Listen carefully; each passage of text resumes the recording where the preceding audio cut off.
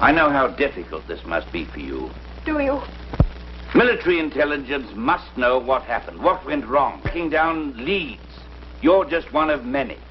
How did the enemy know exactly where and exactly what time the raid was to take place?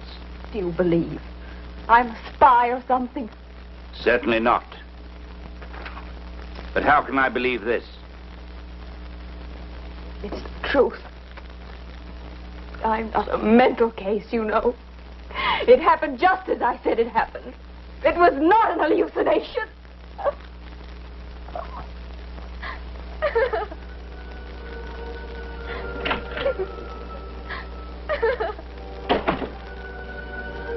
Hallucination. The perception of objects which have no reality, usually arising from disorders of the nervous system. Well, perhaps. But 3 of England's finest neurologists examined Emily MacDougall all that summer of 1943 and found her nervous system quite normal. But what could it possibly have been but an hallucination?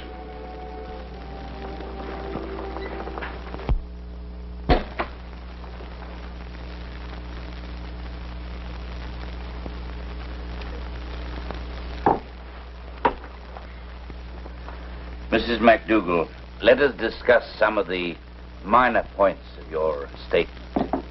About this girl, Anne. Oh. So now Anne's an enemy agent, too, hmm? Well, she happens to be from Omaha, Nebraska, which I understand is still in Allied hands. Mrs. MacDougall, we lost almost 6,000 men in that raid. Sorry. Now, tell me about Anne.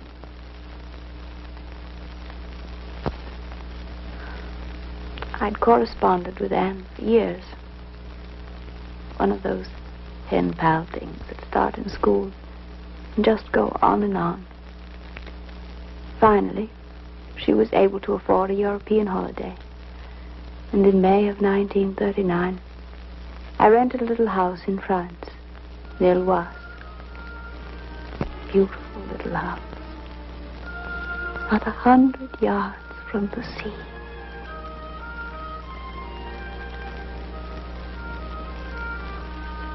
First,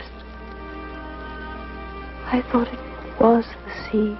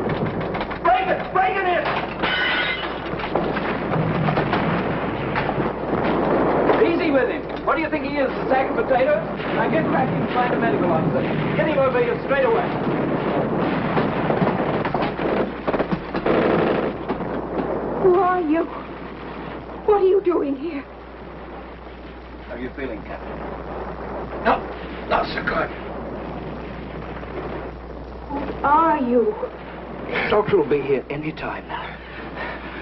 Shot for the pain, then back to the ship, and a proper hospital. You'll be in top shape in no time at all, sir.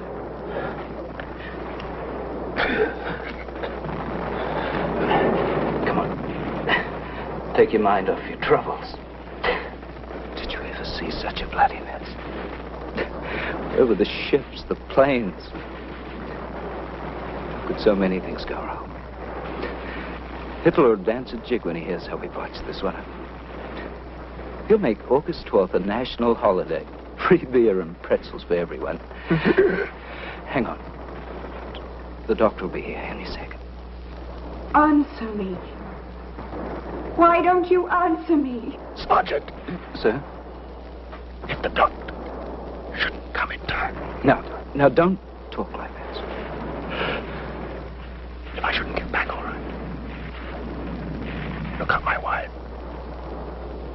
Understand? Make it as easy as you can. And tell I love her. Emily, I love you.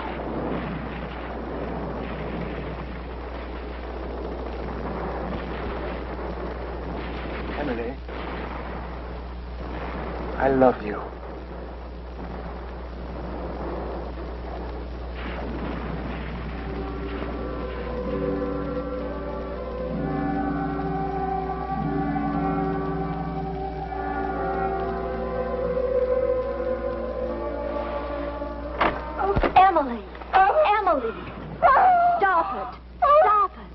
What's the matter, darling? Everything's all right? Oh, come on now, calm down. Did you have a bad dream? Well, it's only thunder, dear. There goes our picnic.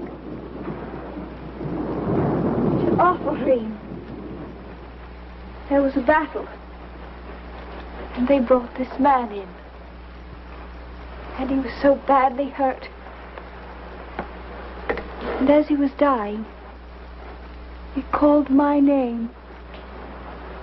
Emily, I love you.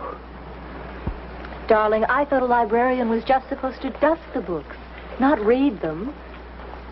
The hero dying in battle with the name of his beloved on his lips, just like a romantic novel. It's not funny. But it was only a dream. It didn't seem like a dream. Dreams never do. Now look, we only have a few days left in France and we're going to have fun. You'll be back in that musty library soon enough. It didn't seem like a dream. Now you go back to sleep, darling.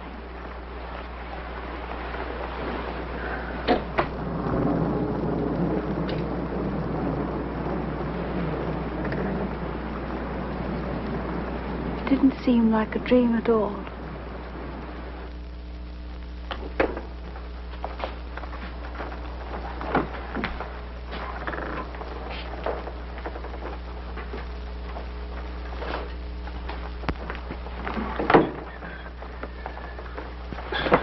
Sorry. 8 books are the maximum. But I need every one of them. And 10 more beside, to tell the truth. I'm sorry. But don't keep saying you're sorry. I need the books. I'm sorry. What is it?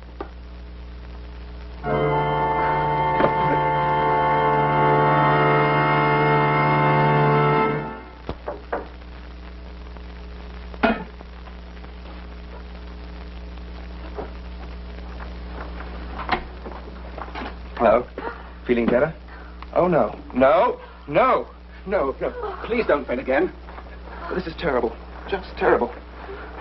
I shouldn't have run from the library when you fainted, but nothing like this has ever happened to me before. I made a girl blush once, but, well, everybody in town could make her blush. That was no accomplishment. Doctor said I fainted because I'm coming down with influenza. I'm glad. I mean, I'm glad because it wasn't because of me. Well, your name was on the nameplate on your desk, so I looked up the address in the directory. Well, better stay in bed and drink plenty of tea. A drop of whiskey wouldn't hurt either. Bye.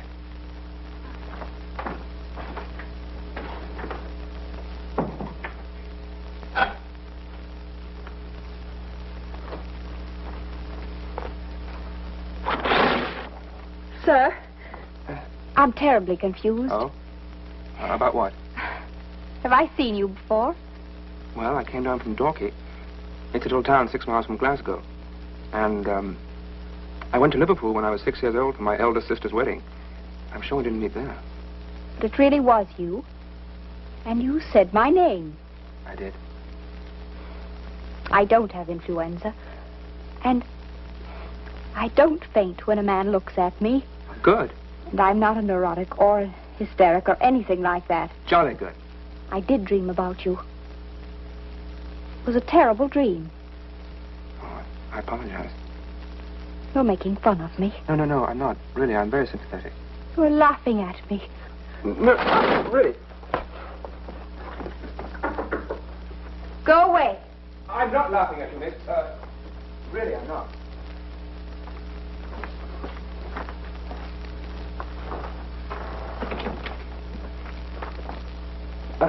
You see, I'm a bit confused, too. Well, no one's ever dreamed of me before. I mean, no one not related to me. And fainting besides. Well, it shakes you up a bit. I know. Yeah. Well, perhaps you dream of someone else. Someone who looks like me. Well, that's very possible.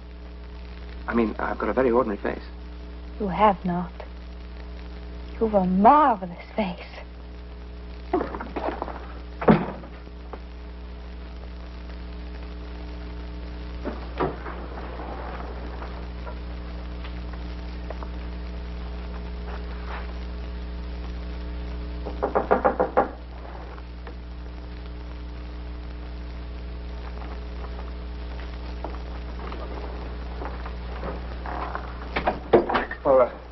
Thank you.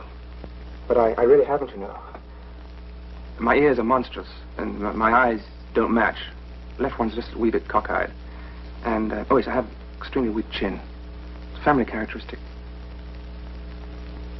Won't you have some tea? Oh, yes. I'd love to. You know, we talk like characters in one of those silly comedies where the audience laughs and eats chocolates and everyone knows it's going to turn out all right. But it doesn't turn out all right. No. Oh, no. A creature had a dream. Ate a bit of cheese before dozing off and had a dream. So it can't be. Huh. What nonsense. How do we know it's nonsense? How do we know it isn't? Some of it is true. In the dream, I married you. And now you've asked me. Don't you see? And if in real life we don't marry, is that how we somehow defeat fate? You're making fun of me. All right. I was badly wounded. You were dying. How do you know? Did you see me die? No, not exactly. Do you know I haven't had one single childhood disease? Not even the measles? What makes you so sure I'm going to die that easily? How do you know I won't die in my own bed at the age of 97, surrounded by 6 generations of loved ones? Oh, Harry! No! We're not going to meet tomorrow night or the night after or ever. I'm all through batting my head against the stone wall of your superstitious mumbo-jumbo. For the future, I wish you nothing but pleasant dreams.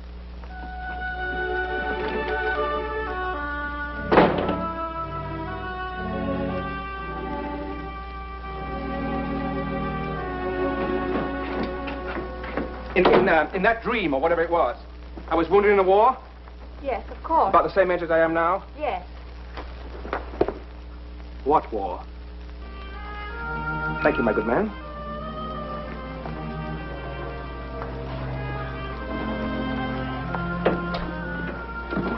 Marry me.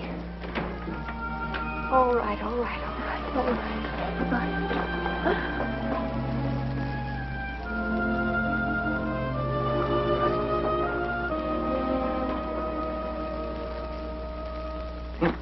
And I don't see why, if following our plan, in the next 2 months, we could...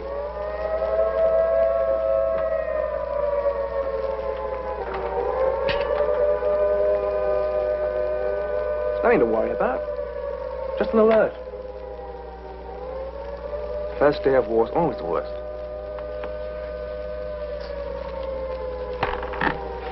Emily, darling.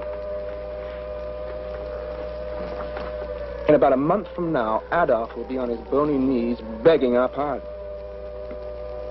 Can't you just hear the dear chap explaining the whole thing was a slight misunderstanding?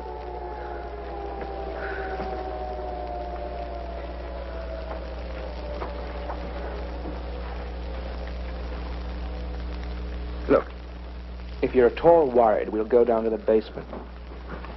I suppose it is safer down there. We're safe here. Well, of course we are. It doesn't happen here. It happens near Pointe-Loise, in France. Emily.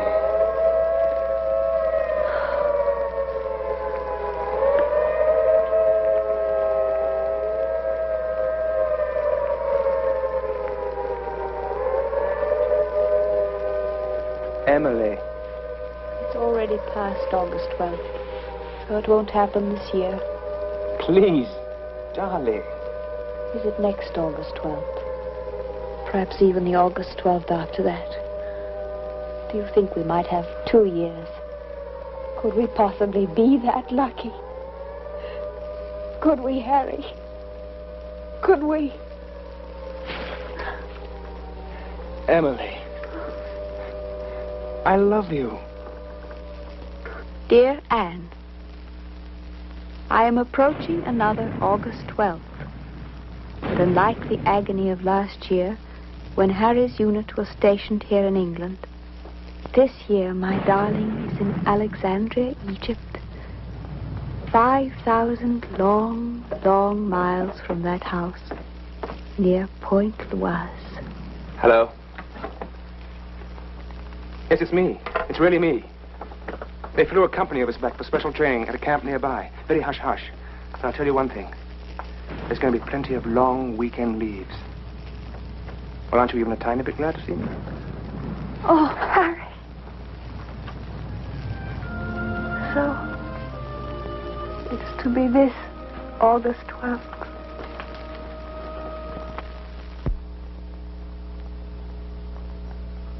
Harry? Harry? Yes, I'm right here.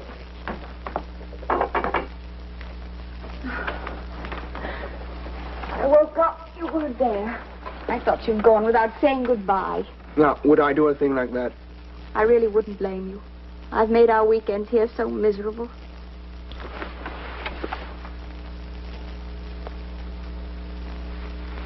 Why are you up so early? Oh, couldn't sleep. Why? No reason? How long have you been awake? I don't know. It's almost 5. I'd best start breakfast. Emily, Yes? you know, in that dream of yours, I was a captain, wasn't I? That's right. Thank heaven you're just a lieutenant. If some things are wrong, maybe everything's wrong. Yes.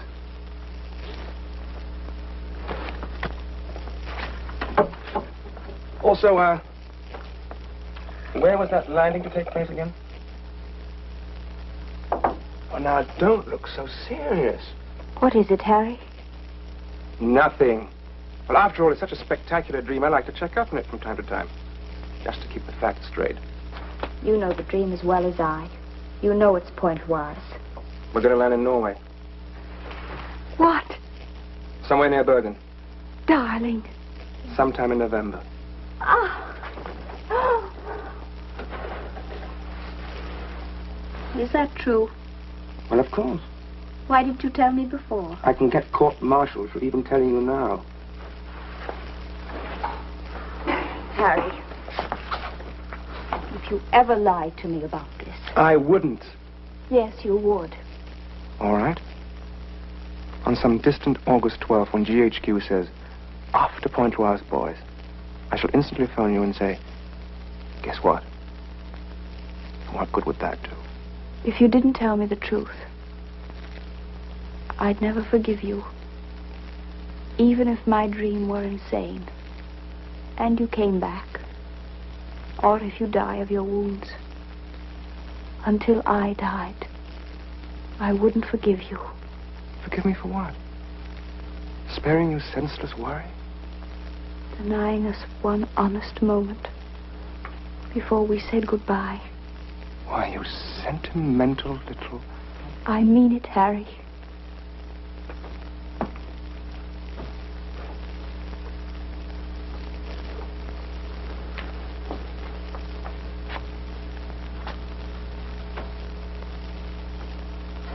Pointe-Loise. What? Oh, nothing. Nothing.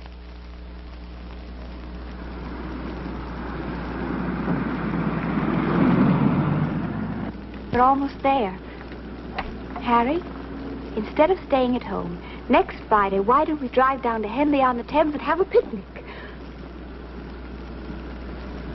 Harry, Yes, darling? did you hear what I said? Oh, yes, darling. What is it, Harry? You meant what you said before, didn't you? About what? That if I lied to you, you would never forgive me. Well, it's going to be in newspapers anyhow afterwards, so... And you're such an unpredictable little character, you might actually hate me for the rest of your life. It is France. And we are landing August 12th. But I'll come back to you, Emily. I will. No, no!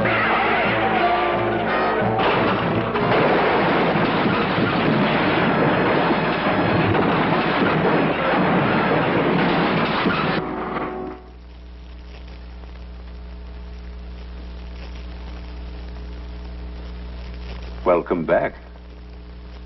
You had a motor accident. You're in St. Martin's Hospital. Was my husband hurt? Just a few scratches, that's all. Now, you must try and get some rest. It's been quite an ordeal. You know, you've been unconscious for almost a week. What day is this? Tuesday, I mean the date. August the 17th. Doctor, will you please tell this soldier that it's pointless to sit in the hall day after day? Harry, darling, you told me they couldn't kill you so easily. You were right. You must You were go right. back to bed at once.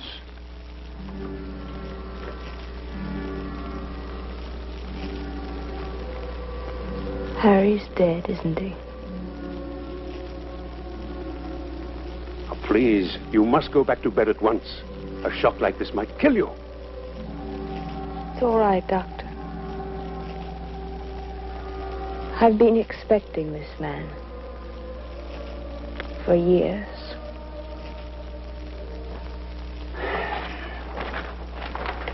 And you expect me to believe that the knowledge of this raid was a dream, an accident in time? Believe what you wish. Mrs. MacDougall, I deal in facts. And the only fact I have is that you were in hospital, unconscious, in a delirium. And in that delirious state, you mentioned again and again the exact time and place of a raid that was yet to take place. He's dead now, poor chap, and you can't hurt him anymore with the truth. Did he mention the raid beforehand to you? Why won't you believe me? And so what did Emily's psychic experience really prove? That fate can't be changed no matter what? Yes, I suppose so. But if Emily had had a second chance, aren't you absolutely certain she would have chosen the dream and those few sweet years with Harry? And what about Harry MacDougall? What would he have chosen? Exactly what he did choose, of course. Because isn't that the whole point about fate? That given any number of second chances, they would always have done exactly what they did do. It would still and always end exactly the same way. Next week, and every week, we'll be bringing you the personal records of the rarest kind of human experience. Man's adventure in the world of the unknown. That mysterious psychic world beyond our five senses. This is your invitation to take with us that astonishing one step beyond.